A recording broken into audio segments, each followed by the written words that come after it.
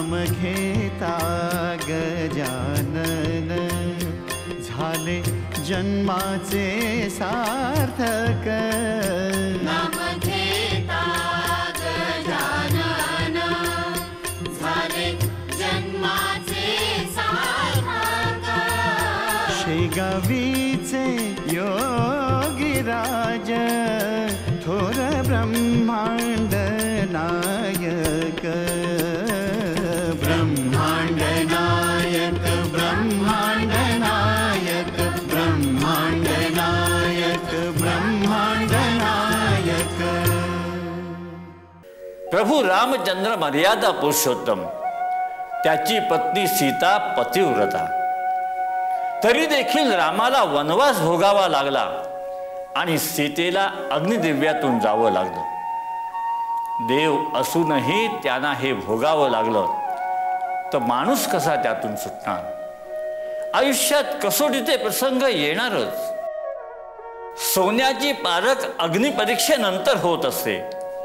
रामचंद्र आणि जानकी यांनाही अशाच परीक्षेतून जावं लागणार आहे। महाराज, ते रामचंद्र आणि जानकी कोण आहेत? आमचे भक्त। महाराज, रामचंद्र म्हणजे तेच ना जे भरपूर दान धर्म करतात ते? हो, त्याला साजेशीच बायको लाभली आहे, जानकी। रामचंद्र आणि जानकी म्हणजे जणू राम आणि सीताच। महाराज, रागावणार नसाल तर एक विचारू? आपले काही भक्त कुजबूज करताना पाहिले मी। त्यांना असं वाटतं की रामचंद्र हे श्रीमंत आहेत म्हणून ते आपल्याला प्रिय आहेत। हे लोकांचे विचार नाहीत, हे तुझे विचार आहेत। असे जे कोणी बोलतात त्यांना आम्ही आमचे भक्त मानत नाही। माणसाचं मोल हे आम्ही त्याच्या संपत्तीवरून करीत नाही। रामचंद्र काय आहे हे कुणालाच कळलेलं नाही। त्याचं प्रारब्ध दाखवून द्यायची वेळ आलेली आहे।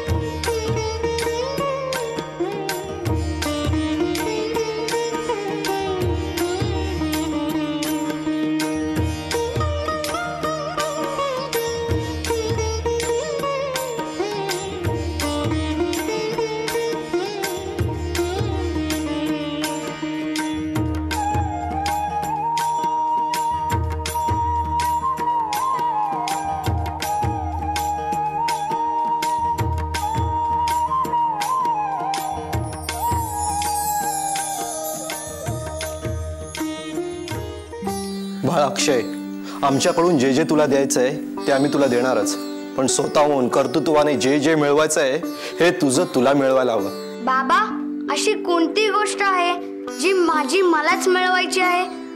ज्ञान।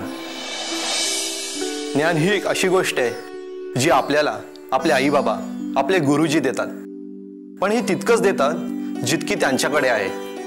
त्याच्या पलीकडे जाऊन जर आपल्याला ज्ञान मिळवायचं असेल तर आपल्याला अतिशय दक्ष राहायला हवं। आपल्याला भेटलेल्या माणसाकडून जे जे घेण्यासारखं आहे ते आपण घेतलंच पाहिजे, अशानेच ज्ञान प्राप्त होतं। समजलं? समजलं बाबा। अक्षय, गीतामाईंच्या पाया नाही पडणार? अगं बाई, अहो ताई, मी तुमच्या घरातली मोलकरीण, माझ्या कशा पायी पाया पडायला सांगता? अहो, मोलकरीण असतात म्हणून काय झालं, शेवटी माणूसच आहात ना। आणि अक्षय तुम्हाला तुमच्या भाच्यासारखा, त्यामुळे तुमचाही आशीर्वाद त्याला मिळायलाच हवा।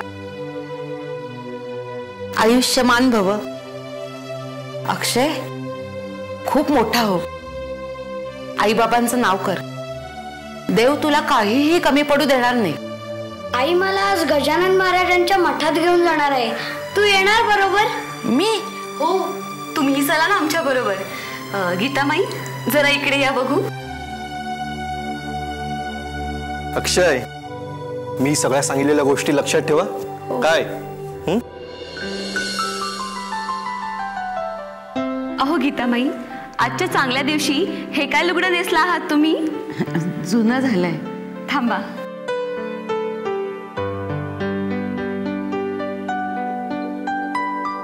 हे घ्या. आता महाराजांच्या मठात आमच्याबरोबर येणार आहात ना तुम्ही, तर हे लुगडं नेसा. अहो ताई, एवढं चांगलं लुगडं कशा बाई? तुमच्या वापरात नसलेलं एखादं जुनं लुगडं दिलं असतं तरी चाललं असतं. अहो जुनं कशाला, हे नवं नेसा ना. बाहेरच्यांना एवढं देतो आम्ही, तुम्ही तर आम्हाला आमच्या घरच्यासारखे आहात. ताई, तुम्हाला देवानी कसं काळीज दिलंय हो? माझ्यासारख्या मोलकणीवर पण एवढी माया करतात. खरंच डोळ्यात पाणी येतं. मोलकर्णीला म्हणजे मोलकरीण माणूस नसते. अहो माणसं पोट भरण्यासाठी कामं करतात. काम हे कामच असतं, त्यात हलकं काम मोठं काम असं काही नसतं. एक चोरीचं काम सोडलं तर बाकी सगळी कामं चांगली असतात. हे लुगडं नेसा. ताई, आज दादा वहिनी कसे नाही आलेत अजून? अक्षयचा वाढदिवस ते कधीच चुकवत नाहीत. मी वहिनींसाठी छानसं लुगडं आणि कानातले झुंबर केलेत. हो का? हो. दादासाठी धोतर जोडी, बाराबंदीचं कापड आणि टोपी घेऊन ठेवली आहे ह्यांनी. आतापर्यंत यायला हवी होती ही दोघं, पण अजून कसे आले नाहीत? अहो येतील. बरं, तुम्ही तयार व्हा आता. बघते. आज तुमच्या दादा वहिनी यायचेत ना? हो. आधी त्यांच्या पाहुणचाराचं बघते, मग माझं. आधी हे लुगडं ठेवून येते. बरं.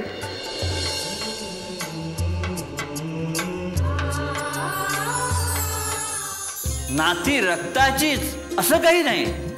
आपल्या स्नेहपूर्ण वागण्याने जे आपले नाहीत त्यांना आपलंसं करता येतं, त्यांच्याशी नातं सांगता येतं. होय ना रे? होय महाराज. महाराज, बोल. माणूस हा स्वार्थी असतो. नात्यांमध्येही तो स्वार्थीपणाने वागताना दिसतो. असं का महाराज? लोभ, हव्यास हे यामागचं कारण. आपला नातेवाईक श्रीमंत आहे, तो लोकांना भरभरून वाटतो आहे, त्यातला आपल्याला काहीतरी मिळावं या हेतूने तो त्याच्याकडे जात असतो. त्याच्याविषयी प्रेम व्यक्त करून तो आपला हेतू साध्य करीत असतो. असं करणं चुकीचं नाही का महाराज? हो, हे चुकीचंच आहे. आपल्याला जे काही हवं असेल ते आपण आपल्या कर्तृत्वावर मिळवावं, कुणाच्या दातृत्वावर अवलंबून राहू नये. पण हे अक्षयच्या मामा मामीला कुठे कळत आहे? महाराज,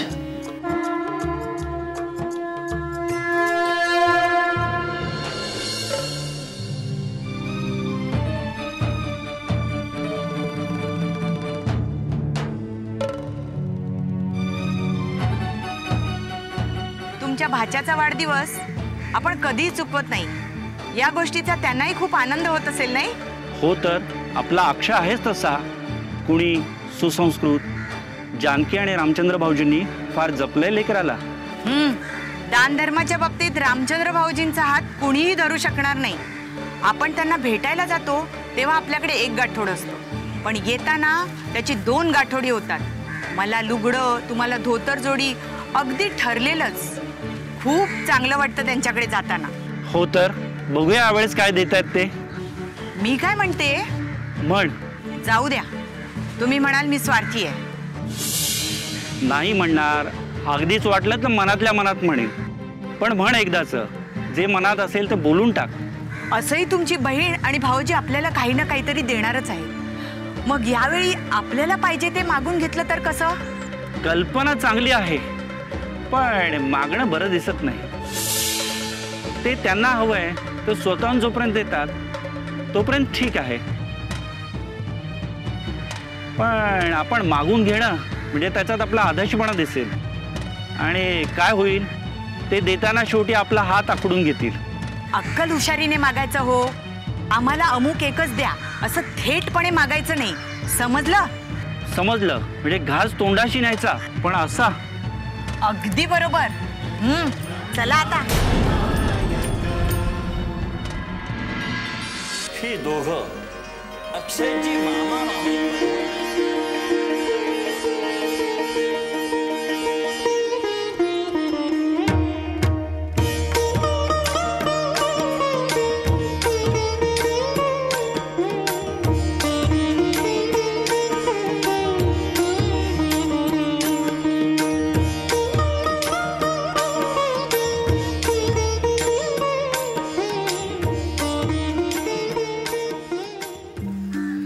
झाले आता सगळे.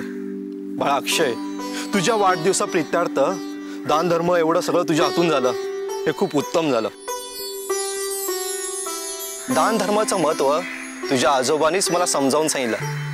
त्यांनीच माझ्या हातून भरपूर दानधर्म करून घेतला. त्यांनी घातलेला पायंडा कधी मोडायचा नाही मोडणार बाबा. शाब्बास रे बाळा. आज मी मास्तरांकडे जाणार आहे. मास्तरांनी आपली जमीन विकायला काढली. ती जर आपण विकत घेऊ शकलो तर त्या जमिनीवर उत्तम सोयीची एक धर्मशाळा बांधूया. पुण्य संचय करावा तेवढा कमीच, कारण संकटकाळी हेच पुण्य आपल्या कामी येतं. हे कधी विसरू नकोस बाळा. हो बाबा. ही दोघं अक्षयची मामा मामी परवडली. आपली पोटं भरली की ती निघून जातील. पण जी माणसं मनात छुपा शत्रुभाव ठेवून असतात ती फार धोकादायक असतात रामचंद्र. मालक, हा एवढे अस्वस्थ का दिसताय तुम्ही मालक? हो, हा रामचंद्र प्रत्येक वेळेस माझ्यावर कुरखोडी करतो, मला वरचढ ठरतोय. खरंय खरंय. नको इतका दान धर्म करून त्याने दानशूर मितभाषी अशी त्याची छबी निर्माण केली आहे. त्याचाच फायदा होतोय त्याला. अहो, गावात लोकांमध्ये तंटाबखेडा झाला तर मध्यस्थीसाठी रामचंद्र शेटनाच बोलवतात. तेच नकोय मला संपत. हा जे करतोय ते उद्या मी देखील करायचं ठरवलं तर काय होईल? मुळात तसं वागणं तुम्हाला जमणारच नाही. मग काय करू? रामचंद्राला खाली पाडण्याची एक तरी संधी मिळालाच हवी. संधी मिळेल. कोणती? अहो, आपल्या गावातील मास्तर जमीन विकून चालले आहेत आणि त्याची जमीन विकत घेण्याचा रामचंद्राचा मानस आहे. तुम्ही काहीही करून ती जमीन विकत घ्या आणि रामचंद्राला खाली पाडा. असं केलं तर रामचंद्रावर ही तुमची पहिली कुरघोडी ठरेल. असंच केलं पाहिजे. जागा मी पाहिली. जागा उत्तम आहे. मास्तर, तुम्ही जर मला तुमची जागा दिलीत ना तर मी ती सत्कारणी लावेन. कल्पना आहे मला. राम राम मास्तर. राम राम. रामचंद्र, तू इथे? काम होतं थोडं मास्तरांकडे. काय? बोल, तू कसा का आलास? तुमची जमीन विकायची असं कळलं. खरंय का? होय, खरंय. जमिनीबद्दलच बोलतोय रामचंद्राकडे. बोलणं थांबवायचं आणि ती जमीन मला विकायची. रे शंकर, त्या जमिनीचं सोनं करीन मी, सोनं. याला विकून काय फायदा? दान करून टाकेल कुठल्या तरी येणाऱ्या जाणाऱ्या वाटसरूला. नाही मास्तर, आज माझ्या लेकराचा वाढदिवस. अक्षयच्या नावाने एखादी धर्मशाळा बांधावी आणि येणाऱ्या जाणाऱ्या वाटसरूंना राहायची मोफत सुविधा द्यावी असा मानस खूप दिवसापासून मनात आहे. मास्तर, तुम्ही जर मला तुमची जागा विकत दिली तर मी तिकडे धर्मशाळा बांधेन आणि जागा तुमचीच असल्यामुळे पुण्यही तुमच्याच पदरात पडेल. काहीतरीच काय, गावात कशाला धर्मशाळा हवी आहे? ते काय नाही मास्तर, याला मोठेपणा मिरवायची सवय झाली आहे. ती जमीन तुम्ही मलाच विकली पाहिजे. नाही गिरीशंकर, हे शक्य नाही. मास्तर, मला रामचंद्राची कल्पना आवडली. आपल्या गावामध्ये धर्मशाळा झालीच पाहिजे. रामचंद्रा, माझी जागा तुला दिली. मास्तर, व्यवहाराचं हे नंतर बघ. मुलाच्या वाढदिवसानिमित्त श्री गणेशा करून टाक.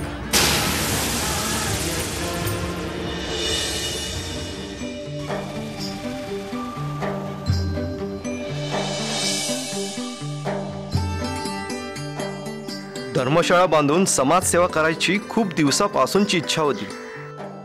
ती पूर्ण होणार असं दिसतं. मास्तर त्यांची जमीन विकत द्यायला तयार झाले आहेत. महाराजांचीच कृपा. महाराज, अशीच सेवा करून घ्या. माझ्या लेकराचा वाढदिवस आहे, त्याला भरभरून आशीर्वाद द्या. गण गण गणात बोते गण गण गणात. वेळेवर पोचलो नाही याचं वाईट वाटतंय मला मनसं. अहो वेळेवर तर आलात. अक्षयचा वाढदिवस काही काल नाही होऊन गेला, आजच आहे. तसं नाही, अक्षयच्या वाढदिवसानिमित्त तुम्ही दानधर्म करता ना, तो सोहळा अगदी पाहण्यासारखा असतो. डोळे अगदी दिपून जातात. तुमचं एवढं वैभव पाहून आम्हाला अभिमान वाटतो की आम्ही तुमच्याशी नातं सांगतो. सारी परमेश्वराची आणि गजानन महाराजांची कृपा. आता असा सोहळा पाहिला अक्षयचा पुढचा वाढदिवस उजाडणार. आमच्या गावावरून इथवरचा प्रवास खडतर आणि म्हणूनच यायला उशीर झाला. आमच्याकडे बैलगाडी असती ना तर अगदी वेळेवर पोचलो असतो. दादा का घेत नाही बैलजोडी? एक गाडी आमच्याकडे अशीच पडून आहे, ती घेऊन जा. बैलजोडी घ्यायला खूप पैसे लागतात. आणायचे कुठून एवढे पैसे? कष्ट करून हातातोंडाची 2 वेळेला गाठ पडते, हेच खूप झालं. वहिनी, अगदीच हलाखीची परिस्थिती असल्यासारखं का बोलताय? दादाने तुम्हाला तर कधीच कमी केली नाही. सगळं तर आहे तुमच्याजवळ. पण नेहमीच असं वाटतं ना, आहे त्याच्यात भर पडावी म्हणून. तसं होत नाही म्हणून वाईट वाटतं. काही वाईट वाटून घेऊ नका, होईल सगळं नीट. आणि बैलजोडीचं म्हणाल तर मी ह्यांच्याशी बोलते, ते घेऊन देतील तुम्हाला बैल. मग तर झालं. किती करता ग तुम्ही आमच्यासाठी. अहो, आपल्या माणसासाठी नाही करावं तर मग कुणासाठी? आहे ते मिळून वाटून खावं. दुसऱ्याला देण्यात एक वेगळाच आनंद असतो, एक वेगळाच समाधान प्राप्त होतं. खरंय. तुमच्यासाठी नवीन लुगडं आणि कानातले झुंबर बनवून घेतलेत. सोन्याचे नाही, काचेचे. अहो, सोन्याचे झुंबर बनवणार ना. हे कधी केलंस? आवडलं तुम्हाला? हो, छान आहे. हे घ्या.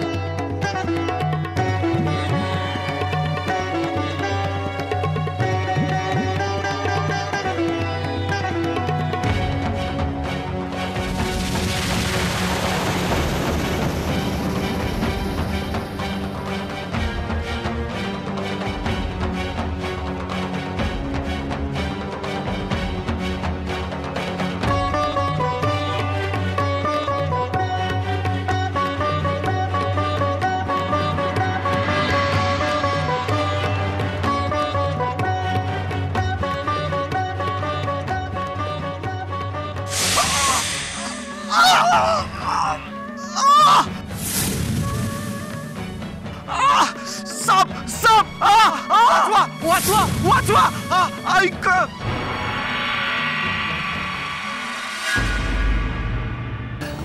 अरे देवा, ह्याला तर ज्वर चढलाय. हेही नाही घरात. आता कसं करू? अक्षय, बाळ अक्षय, काय होतंय तुला? आई, हा, अंग खूप दुखतंय. हा, थंडी वाजते. थांबा, मी पांघरून घालते. मिठाच्या पाण्याच्या घड्या कपाळावर ठेवल्या ना की तुला लगेच बरं वाटेल. हा, बाबा येतीलच इतक्यात. तू काळजी करू नकोस. हा, लगेच तुला बरं वाटेल. रामचंद्र भाऊ, मला तुझ्याकडून ही अपेक्षा नव्हती. तुम्ही देशोधडीला लागलात म्हणून मी तुमची मदत करत होतो. त्याचे आशे पांग फेडले तुम्ही. विश्वासघात केलात तुम्ही. मी काही नाही. तुमचा दान धर्म वगैरे सगळं खोटं आहे. तुम्ही धूर्तात, कपटी आहात. याचं चोरायचं, त्याला द्यायचं, याला दान धर्म म्हणत नाही. चला निघा, नाहीतर गावातून गाढवावरून धिंड काढीन. चल निघ. सटावा, मी हे चांगलं नाही केलं. चल निघ, नाहीतर गावात धिंड काढीन.